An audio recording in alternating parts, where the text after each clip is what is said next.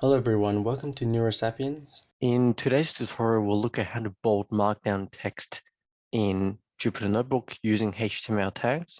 So we'll start off by creating a new Markdown cell, and then we'll add in here a quote. So there was something amazingly enticing about programming, and this is a quote by Vint Cerf. And so if we run this, the output here is just as is. There's no formatting here to the text. Now, if we wanted to bold just the name, then what we can do is add a bold tag, so B tag before and after the last character that needs to be bold. So here it will be V. So we'll add a B tag and then a closing tag here for bold.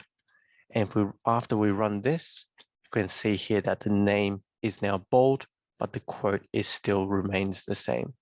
So this is how to bold text using HTML tags in Markdown. If you found this tutorial helpful, please give it a thumbs up, subscribe and click the notification bell for weekly videos.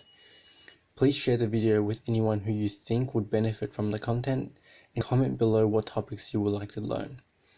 If you would like to support this channel and have the means to do so, the best way will be via my Patreon link in the description below. Happy learning and I'll see you in the next tutorial.